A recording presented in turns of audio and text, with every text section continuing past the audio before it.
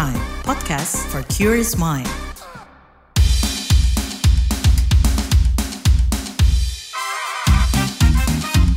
What's Trending KBR Pagi, siaran pagi radio paling update. KBR Pagi, siaran pagi radio paling update. Selamat pagi, apa kabar kalian semua di hari Kamis 11 Januari 2024. Bersama saya Lea Baneza di What's Trending KBR Pagi pastinya. Mewaspadai politik uang via dompet digital, itu bakal kita obrolin pagi ini.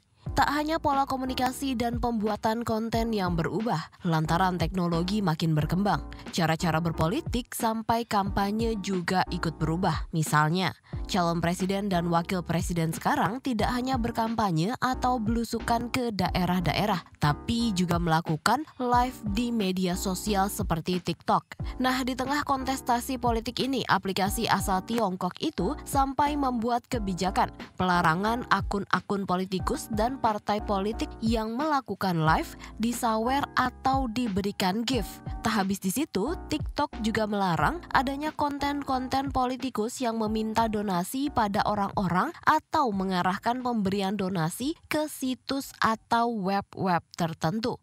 Tak sekedar mendapatkan uang, di era digital ini Bawaslu sampai memperingatkan potensi e-wallet atau dompet digital jadi sasaran money politik. Sebab tidak bisa dipungkiri praktik politik uang masih terjadi di setiap pemilihan umum di Indonesia. Tapi sayangnya, kata Koordinator Tenaga Ahli Bawaslu RI Bahtiar Baital, belum ada pengaturan perundang-undangan yang spesifik mengatur sarana politik uang melalui dompet digital.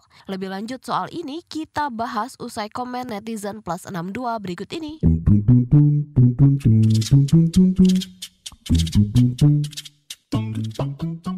Pertama dari akun @96xx.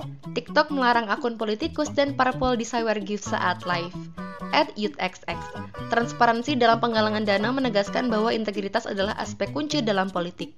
@herxx. Selama ini Bawaslu nggak bisa ngapa-ngapain kalaupun ada money politik. Tentunya bukti mending sebarin di medsos aja, biar netizen yang menilai. @bungxx.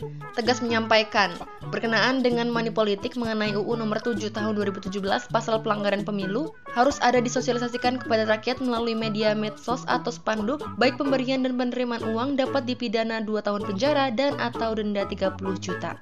@khaxx. Coba ada caleg yang dipenjara gara-gara politik uang, maka akan jadi pelajaran berharga. Bahkan, RT RW ikut jadi tim sukses menggiring warga kepada satu caleg akibat uang. Dan yang terakhir dari akun @durxx. Semoga masyarakat Indonesia sudah cerdas, jangan tergiur dengan amplop, karena tujuannya para politikus yang satu, menambah kekayaannya saja, tidak akan memikirkan rakyat. Pada akhirnya korupsi.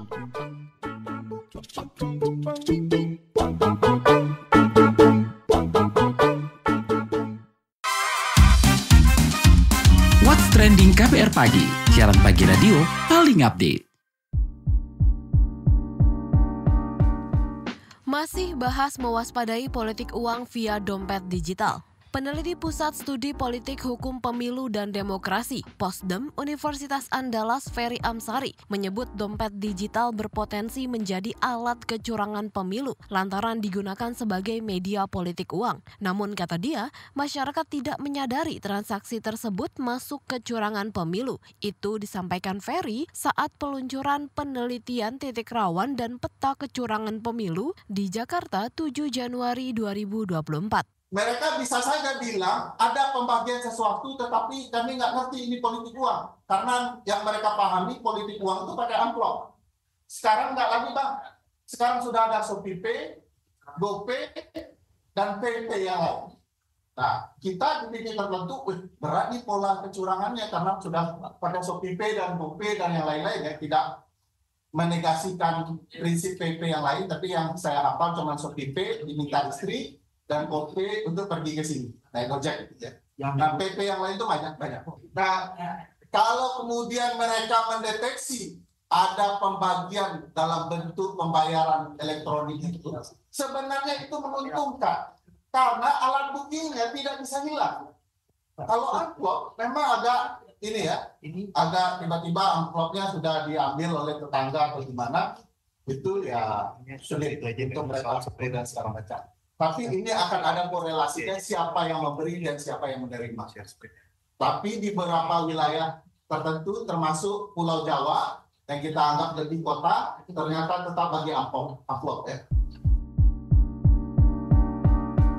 Nah lanjut kita obrolin gimana sih ancaman politik uang sampai saweran di TikTok bareng peneliti Perkumpulan untuk Pemilu dan Demokrasi Perludem Nurul Amalia Salabi. Tren kampanye dan juga penggunaan dompet digital mungkin pertama kali ya Mbak ya. Ini sebenarnya kalau Perludem sendiri melihat gimana sih Mbak potensi money politik di era digital ini, khususnya mungkin menggunakan dompet digital gitu. Kalau untuk dompet digital atau dalam bentuk e-money itu saya sendiri belum menemukan buktinya gitu ya media sosial. Tetapi Mbak Lea, sewaktu kami menganalisis iklan politik yang ada di Meta, karena kan kalau Twitter X sekarang sudah membuka iklan politik. Tetapi belum ada perpustakaan iklan yang bisa kita sama-sama lihat gitu. Nah, dari hasil pemantauan kami terhadap iklan politik, nah itu udah ada beberapa iklan politik caleg partai yang menawarkan hadiah umroh bagi pendukungnya gitu.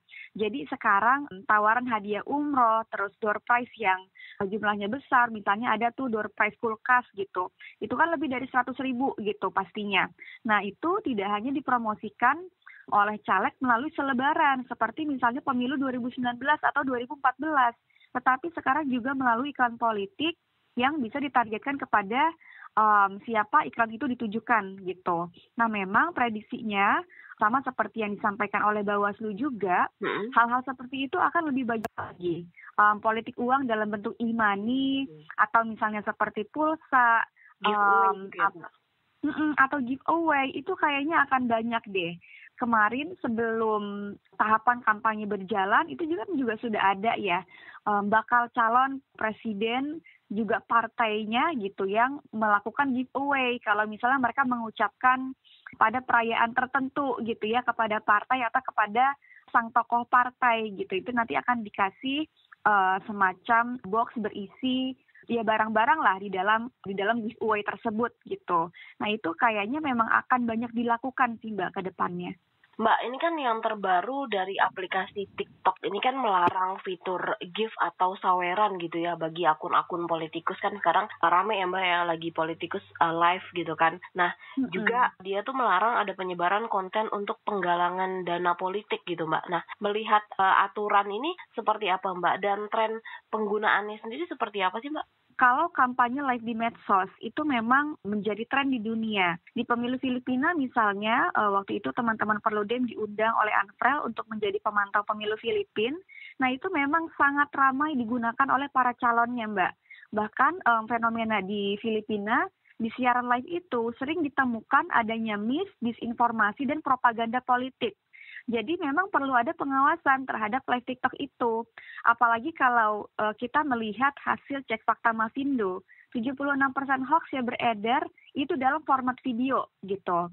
Terus TikTok misalnya larangan fitur gift bagi politikus dan partai politik di aplikasi TikTok. Nah memang perlu jadi salah satu community partnernya TikTok lah gitu. Nah di dalam sosialisasi itu memang TikTok mengatakan bahwa mereka melarang segala bentuk monetisasi di platform mereka gitu. Jadi iklan politik, fundraising yang salah satunya di dalam fitur gift itu tidak diperbolehkan. Twitter misalnya sekarang yang sudah membuka gitu. Nah itu sudah membuka juga tuh monetisasi di platform mereka. Nah itu lebih tidak terawasi gitu. Karena Twitter atau X itu membuka iklan politik. Sekarang sudah banyak iklan politik yang bisa kita lihat di Twitter atau di X. Nah tetapi belum ada perpustakaannya. Sementara kalau TikTok dia melarang segala bentuk monetisasi. Jadi segala bentuk konten politik yang ada di TikTok itu memang tidak ada monetisasinya, tetapi itu juga yang semakin tidak bisa diawasi gitu ya Mbak Lea. Karena kalau misalnya di Meta, iklan politiknya itu bisa kita awasi melalui perpustakaan iklan politik. Tetapi di TikTok yang memang melarang segala bentuk monetisasi itu yang justru kita tidak bisa pantau tuh sejauh apa partai politik atau pasangan calon mengeluarkan uang melalui platform TikTok gitu. Karena memang kalau kami lihat dari pantauan di Perludem, Mbak Lea, kampanye online itu memang semakin masif digunakan, terutama di iklan politik ya. Di iklan politik ini digunakan oleh semua caleg partai politik, tetapi memang adalah beberapa partai yang lebih banyak menggunakan iklan politik dibandingkan dengan caleg partai lain. Oke, baik. Berarti bisa dibilang kalau tren kampanyenya di media sosial mungkin seperti live TikTok itu semakin meningkat gitu ya, Mbak? Kalau untuk live TikTok-nya dia memang sudah ramai digunakan, tetapi kami belum melakukan pemantauan nih Mbak. Apakah semua partai politik, apakah semua caleg yang ada di partai peserta pemilu itu melakukan itu, gitu. Iklan politik di Meta, semuanya memang melakukan itu, tetapi ada partai-partai yang intensitasnya lebih banyak gitu dibandingkan dengan partai yang lain.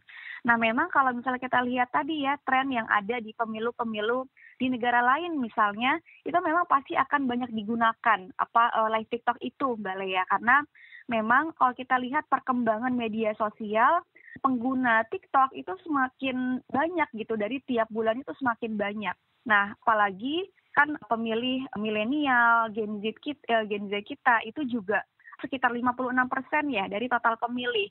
Dan memang kalau kita lihat demografi pengguna TikTok memang paling banyak adalah generasi itu tuh yang ada di 56% pemilih ini gitu.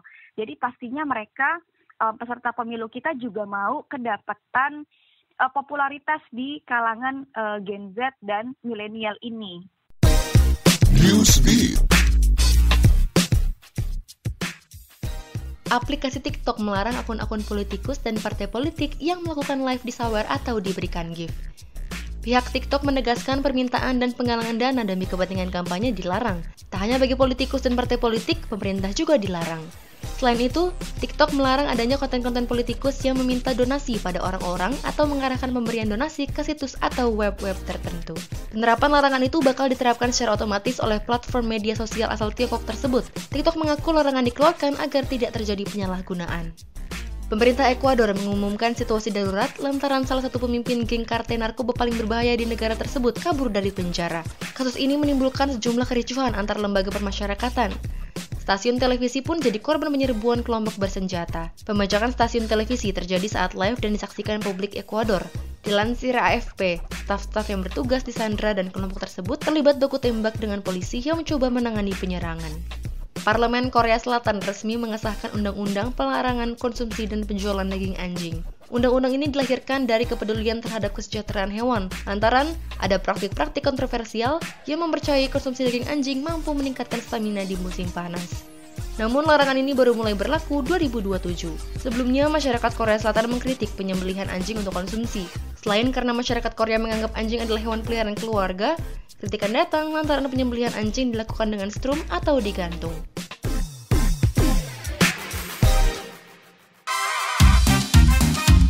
What's Trending KBR Pagi, siaran pagi radio paling update.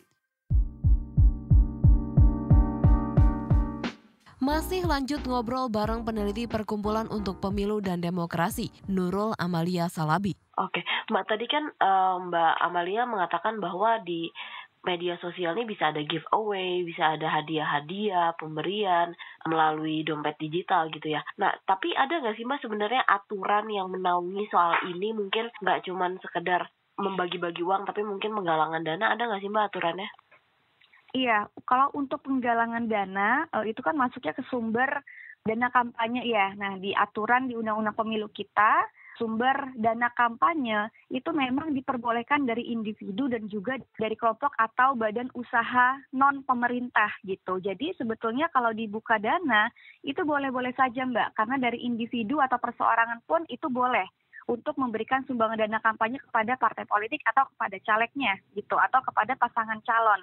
Tetapi ada aturannya. Yang pertama aturannya adalah harus ada identitas gitu yang bisa menunjukkan kalau si ini itu menyumbang. Nah, kalau misalnya dibuka kayak gift, misalnya di TikTok tuh ada ya, atau penggalangan dana di media sosial. Nah, itu sebenarnya boleh asalkan bisa menjamin tadi harus ada identitas yang disetorkan, yang disampaikan kepada partai politik untuk kemudian dilaporkan kepada KPU kita. Terus yang kedua, aturannya juga adalah soal batasan sumbangan dana kampanye. Untuk Pilpres, untuk DPR RI, kalau dari perseorangan maksimal itu 2,5 miliar rupiah. Kalau untuk calon DPD, maksimalnya perseorangan adalah 750 juta gitu. Jadi sebetulnya itu boleh, asalkan harus disampaikan identitas yang jelasnya itu siapa nama penyumbangnya. Harus ada NIK atau KTP. Juga biasanya kalau di pemilu 2019 itu harus ada NPWP gitu. Dari evaluasi 2019 ya, ICW misalnya kemudian menganalisis bahwa ternyata ada banyak nih penyumbang perseorangan yang menyumbang kok kayaknya banyak banget. Dan ketika dicek NPWP-nya, sepertinya tidak sesuai dengan profil keuangan si individu ini gitu. Jadi itu Mbak, kalau misalnya mau penggalangan online, boleh-boleh saja, tetapi harus dipastikan ada betul, ada identitas. Kalau money politik di media sosial sendiri gimana tuh Mbak? Ada nggak aturan yang menaunginya? Iya, kalau politik uang sebetulnya dia masih masuk di dalam aturan soal politik uangnya gitu. Tidak ada aturan yang khusus mengatur mengenai politik uang di ranah digital atau online. Jadi kita masuknya di aturan yang menaungi semuanya gitu ya. Mau yang politik uang misalnya lewat sembako atau fresh money atau di online itu masuknya di satu pasal yang sama di dalam undang-undang. Tetap larangannya tidak boleh. Subjeknya memang kalau di masa kampanye ya, subjeknya itu adalah pasangan calon atau pelaksana tim kampanye. Itu tidak diperbolehkan untuk memberikan politik uang gitu. Beda tuh pengaturannya dengan nanti di hari pemungutan suara gitu. Subjek hukumnya adalah semua orang. Oke, Mbak, kalau seperti mungkin giveaway atau challenge yang berhadiah itu kan sebenarnya di media sosial menjadi hal yang lumrah dan banyak dilakukan oleh pemilik akun di media sosial ya. Tapi sebenarnya kalau dari politikus sendiri, masyarakat itu udah sadar belum sih Mbak bahwa giveaway dari parpol, politikus itu masuk ke money politik? Kalau asumsi saya sepertinya belum ya Mbak, karena misalnya yang bentuk money politik yang sudah lama dilakukan oleh peserta pemilu saja, masyarakat itu masih belum aware. Misalnya kayak sembako atau tebus murah gitu. Tebus murah yang sebetulnya juga misalnya harga aslinya adalah 250.000, tetapi kemudian hanya dijual oleh partai politik itu cuma 50.000. Nah, itu sebetulnya bisa dikatakan dengan politik uang gitu. Tetapi masyarakat tentunya tidak aware kalau itu politik uang gitu. Disangkanya ya itu tebus murah kayak yang biasa dilakukan oleh Pemda gitu ya. Pemda kan suka ada tuh program tebus murah gitu. Nah, itu yang masih belum dipahami oleh masyarakat sebagai politik uang. Mbak, kalau dari Pilpres sendiri mungkin gimana Mbak ngelihat tren kampanye di media sosialnya dan seberapa besar sih Mbak pengaruh media sosial ini pada pemilu 2024 kali ini? Saya orang yang meyakini kalau media sosial itu memegang peranan tinggi untuk bisa mempengaruhi pemilu dan pemilih kita ya Mbak.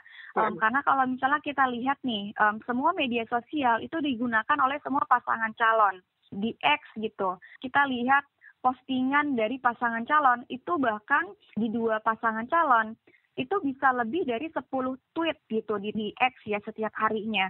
Kemudian di Instagram itu juga digunakan, Facebook digunakan bahkan untuk iklan politik. Nah, tetapi memang kalau iklan politik di Meta, yang kami analisis adalah bukan akun pasangan calon yang beriklan politik, Mbak, tetapi justru akun-akun para pendukungnya nih. Bahkan ada nama akun pendukung yang kalau misalnya kita ketik keyword misalnya ya nama pasangan calonnya atau kira-kira nama si koalisinya gitu, itu tuh nggak akan ketemu. Tetapi kalau kita telusuri satu persatu iklan politik yang ada di perpustakaan Meta, baru ketahuan tuh, oh ternyata bahkan ada yang nama akunnya tuh nama sepertinya jualan properti gitu ya, tetapi ternyata dia beriklan untuk pasangan calon tertentu.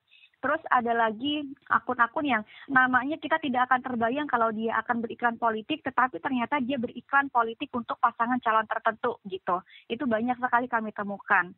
Caleg-calegnya juga selain dia mengkampanyekan dalam iklan politiknya ya, dirinya untuk dipilih, dia juga beriklan politik untuk si pasangan calon yang dia usung gitu. Jadi iklan politik ini banyak banget digunakan, jumlahnya sudah miliaran rupiah gitu ya. Terus di target iklan politik di Meta ini kan iklan politik bertarget Mbak. Kita bisa lihat tuh umur atau usia mana yang ditarget oleh mereka, gender mana yang ditarget. terus pemilih di daerah mana yang ditarget gitu. Jadi hitungan miliaran rupiah yang dikeluarkan oleh para caleg, oleh partai politik, juga pendukungnya gitu ya. Kalau pendukung beriklan politik itu kan ada aturan batasan sumbangan dana kampanye juga gitu. Nah itu yang harus kawal juga, karena tadi itu ada batasan sumbangan dana kampanye dan nama-namanya bukan nama-nama yang bisa ditelusuri secara mudah gitu. Terus juga di TikTok itu juga ramai digunakan caleg, pasangan calon, semua media sosial itu digunakan secara masif oleh pasangan calon di Pilpres gitu ya untuk mendapatkan simpati dukungan dari para pemilih. Di akhir perjumpaan kita, saya mau ajak Anda menyimak rangkuman berita daerah pilihan dalam WhatsApp Indonesia berikut ini.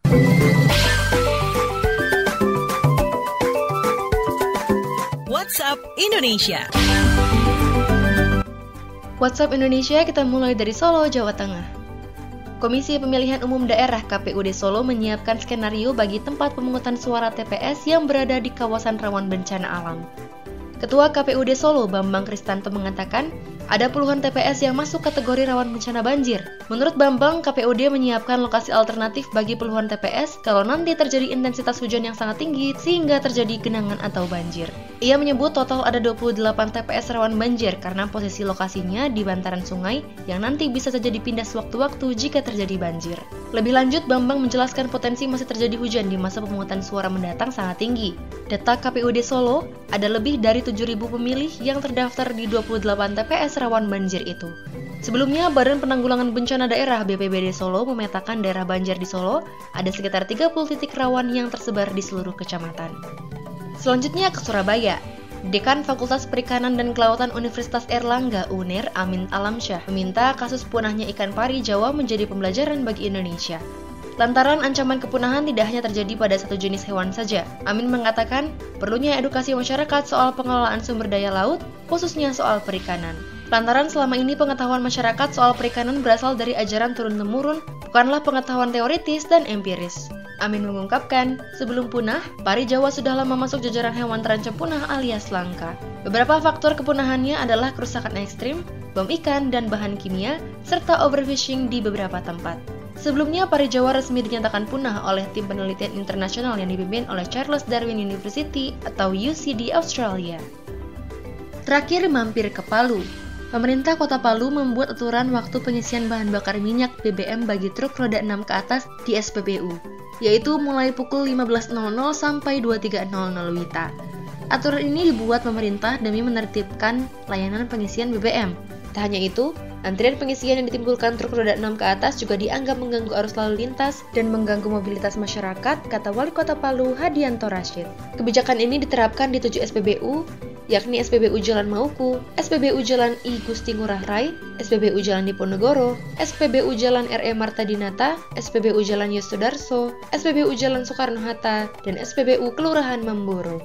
Sedangkan SPBU lainnya dibatasi pelayanan solar mulai pukul 11.00 sampai pukul 6 WITA.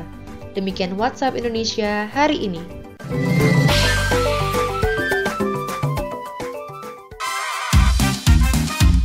What's Trending KPR Pagi, siaran pagi radio paling update.